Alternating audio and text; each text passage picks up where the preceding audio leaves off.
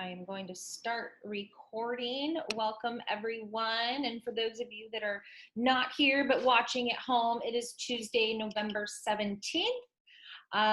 We are starting on module 12. So we are already up to chapter 12. I don't know that we will make it through the entire textbook this semester. I might condense the last few chapters into one small unit, which is adolescence.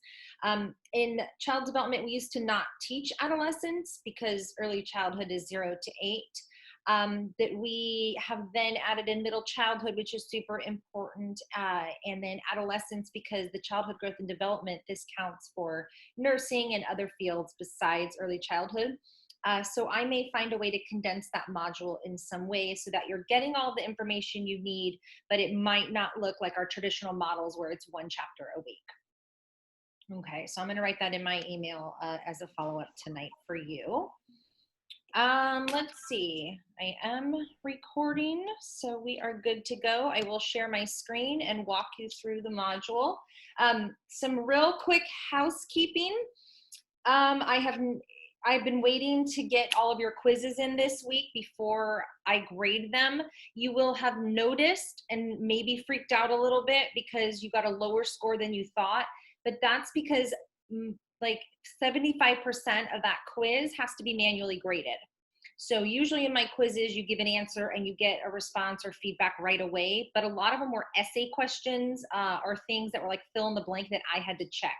So don't worry if you thought you got 5 out of 16 or whatever it was. You didn't. Don't worry. Your score is probably going to be much higher than that. I have to go in and manually grade them. So please don't worry about that.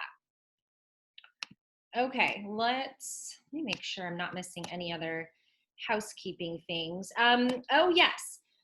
So today I was talking to another professor, and she brought to my attention that if I have messaged you and asked you to resubmit something so I could regrade it for you and you could get a higher grade, I don't get a notification that you have resubmitted it. So if you resubmit something and I've asked you to resubmit it, please email me directly. And in fact, I'll put that on our surprise as a surprise quiz question, that if you resubmit an assignment, you need to email me, okay? To let me know that, hey, Stacy, I resubmitted this assignment. Can you please grade it? Okay, I think that's it for housekeeping. Now I'm gonna share my screen. Okay, thumbs up from anybody if you can see this. Okay, thank you.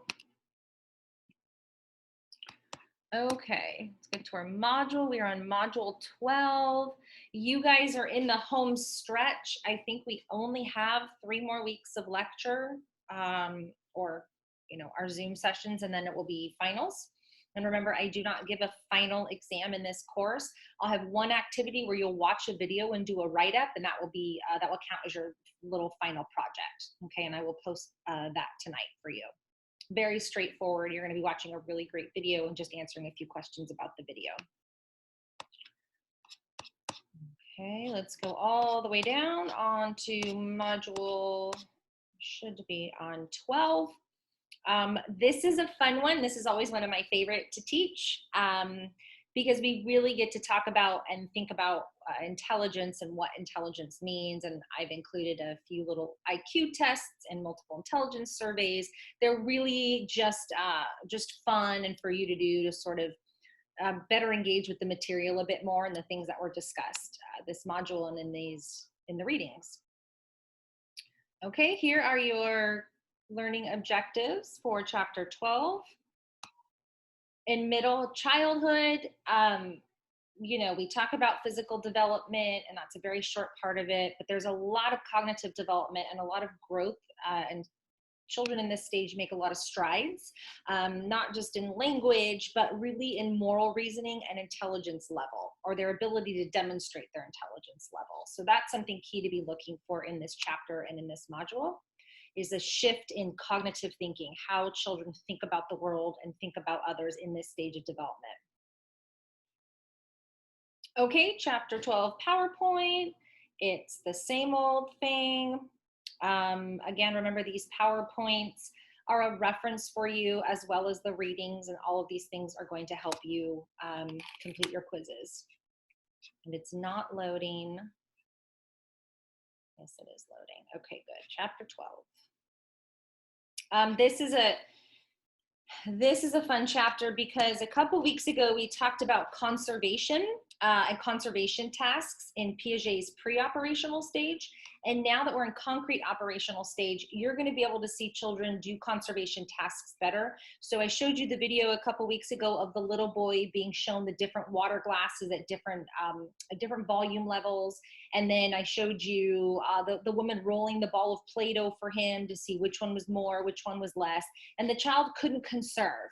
He couldn't complete those tasks. But a child in middle childhood, they are able to. So I have shown you a video that is sort of juxtaposition to that to show you both stages of development according to Piaget. So those videos are on one of the next slides. Oh, here it is. So you'll watch this video and remember we had the very cute little boy doing these same tasks. And now this is a little girl in middle childhood to sort of show you the difference in thinking. And there's your quiz. It's worth 33 points, but there's only 8 questions. That's because, 18 questions, because one of them is worth 8 points when I ask you to list, or 9 points when I ask you to list Gardner's multiple intelligences. Gardner is talked about in this chapter, and I'm sure many of us have heard Gardner's theory of multiple intelligences. It's super important that we understand that oftentimes when we talk about intelligence, it can be very rigid or very black and white, and we can talk about just knowing things on a test and being able to recall things quickly from memory. But what Gardner said is that children hold multiple intelligences that go with them through adulthood. So many of you have many, many skills that wouldn't always be considered academic, like reading, writing, arithmetic. And many children have these intelligences. And so the reason why we teach this to you in child development, and the reason why we want you to understand it and practice it, is so that you can better teach children or work with children. Once you recognize the beauty and the actual intelligence in everything they do, I think that will make us like not only a better world, but we'll be more compassionate towards children, really shaping the future. It's really, really important. I'm not asking you to memorize Gardner's theories, but I need you to understand how his theories of multiple intelligences fit into the child development world and into teaching. Or not even just teaching, just working with children in any capacity. Okay, so this is just a fun, kind of lighthearted, easy assignment. It's a multiple intelligences survey that I found years ago. And what you're going to do is, and you have to read this, okay? Because I write up each part. You have to complete all 3 parts of this in order to receive credit. So it's 10 points per part. Part 1 is 10 points, part 2 is 10 points, part 3 is 10 points, and it is for a total of 30 points. Okay, so in part 1, and it's very easy, you're just reading the traits and deciding if that fits you, if that is something that you that fits with you. So I enjoy categorizing things by common traits. I do not, so I would not put a 1 there. If you do, put a 1 there. Ecological issues are important to me. I would put a 1 there. Classification helps me make sense of new data. I would not put a 1 there. And then you're going to put your total right here. It's your own personal total. You can't mess up this assignment. There's really no wrong answer. And I'm really looking for specifics though in part 3. So section 2, 3, 4, 5, 6, 7 should go through 9. And then this is part 2. This is a fun one. I like reading this about you guys. And if we were in an actual classroom, we would be discussing this in person, but you're going to give examples of the type of skills you possess in each of Gardner's excuse me, I should have written 9. I wrote 7 types of intelligences. And I write like chances are you're gifted in at least 1. You're going to have multiple intelligences. But for linguistic, if you have nothing to write, you can write, I don't like talking, or I was never good at talking, or I learned 3 languages and so mastering them was really hard for me. Musical, you can say, I grew up with an instrument in my mouth from the time I was born, and that you love music. Logical, mathematical. Now, before you answer these, though, you need to have read how Gardner classified these intelligences and what these mean. Like when he says logical, mathematical, what does he mean by that? Like spatial. This is a good one. What does he mean by spatial? Well, I am not spatial. My husband is. So I will give you this example. People who are really good with spatial ability or spatial reasoning, they can, the game Tetris, I might be dating myself. I don't know if anybody plays the game Tetris. It used to be on a little Walkman. And you have to fit these little geometric shapes into the right areas. So if you're very spatial, you can do Tetris so easily. If you're not, you fail at Tetris. Another concrete example for spatial ability. I don't have a good spatial ability. So if I'm trying to pack a car and I see all these groceries in it, I'll just shove them all in and nothing will fit. My husband can pack a car and everything fits into every little space because he visualizes what it is before it goes into the car. He's very spatial. Body kinesthetic. These are, sorry, my phone is being weird. Body kinesthetic. These are people that you would find your yoga instructor, your gym instructor, your gymnasts. Okay, so I'm not going to give you too much because you do need to read about these. And Gardner has added on different intelligences as the years have gone on. But just give me a little write-up about, what you display in each of these intelligences. The ones you have an affinity for or you identify with, you're going to have a paragraph written, and the others, it might just be a sentence. And then part 3, I need all 4 questions answered, please. It's a small clarification, a couple sentences at most. Do your talents or intelligences reflect those of your relatives or immediate family members? Because also when we talk about intelligence in this chapter, we're going to be talking about nature versus nurture, heredity, and how intelligence is sort of a fixed thing that is somewhat genetic. So I want you to be thinking of those things when you give your answers.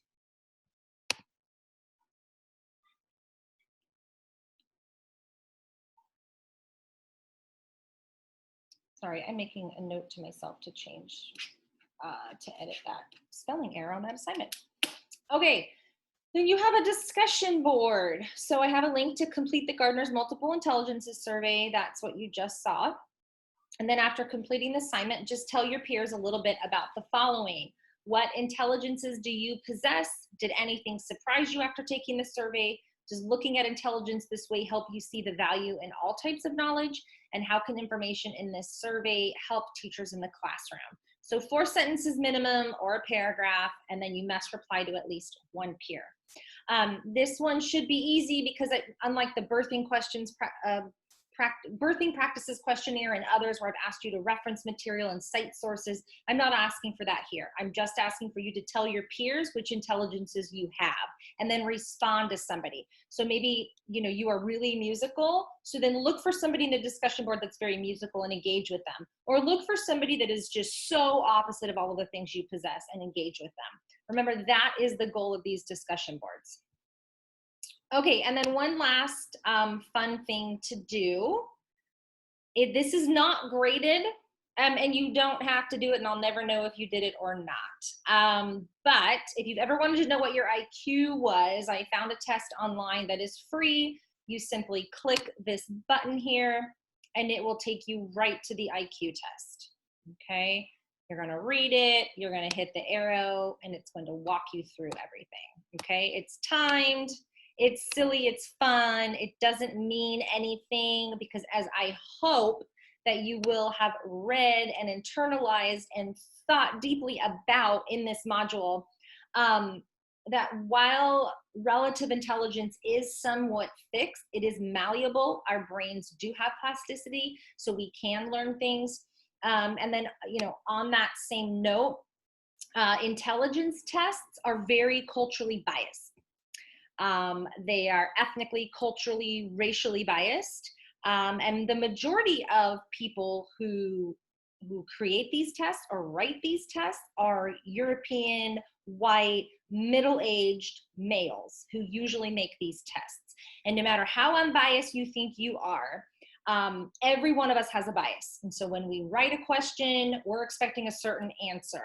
So these tests are inherently biased, which is why in general, IQ tests are accepted to measure a certain amount of intelligence, but you can't walk around with your high IQ test saying that you're the smartest person in the world, because we also see that when children or adults test incredibly high on those, they tend to be lacking in other abilities like interpersonal skills, social emotional skills, self-regulation, things like that, that are a huge intelligence. So for example, you could walk into Google to try to get a job and you have the highest IQ and the highest scores, but you don't know how to make eye contact and you don't know the pragmatics of how to speak to this future boss. So you might not get or nail that interview just on your credentials or your accolades alone.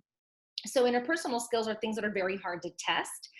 So they're very much left out of IQ tests. Okay, so I want you to be thinking of that. And there's a few questions about standardized tests and IQ tests on our next quiz. Okay, I think that's it. I think that's it for housekeeping. I think that's it for our module. Again, we are wrapping up this semester, you guys. We're just a few weeks out. Thank you for those of you that were able to submit instructor surveys for my evaluation. Unfortunately, it's closed. You only had a week to do it. Don't worry if you didn't do it. I don't see names on responses or anything, but thank you to those of you that took the time to be able to do that. Finally, I do want to say that if you go into Canvas and look at your grade right now and look under the metrics that tell you what's missing, because I haven't assigned zeros to your grade. If it's missing, it'll just say missing, because I don't think it's fair to give you a 0 yet, because I know some of us are truly working on getting these assignments in. So know that there isn't an open-ended extension into all assignments that you're missing. You need to get them in now. Okay, so anything that is outstanding or missing, message me. Some of you have been doing that in the last week, and I think that's just a sign of where we're at in the semester. Many people are going, oh, what does this mean for my grade? Or, oh, I've missed this. So at the end of the semester, this does impact your grade. And it doesn't matter if you've done extra credit or met with me. If you have nothing submitted, or half of your work isn't submitted, or half is submitted and I've left you marks to please rewrite it to improve your grade, my hands are tied on December 9th. I will not be able to communicate any further with you to help you get the grade that you want. So you have to meet me halfway. So that being said, there's still open due dates. So if you have not submitted something yet, we are running out of time. You need to get those in, okay? So I will stop recording.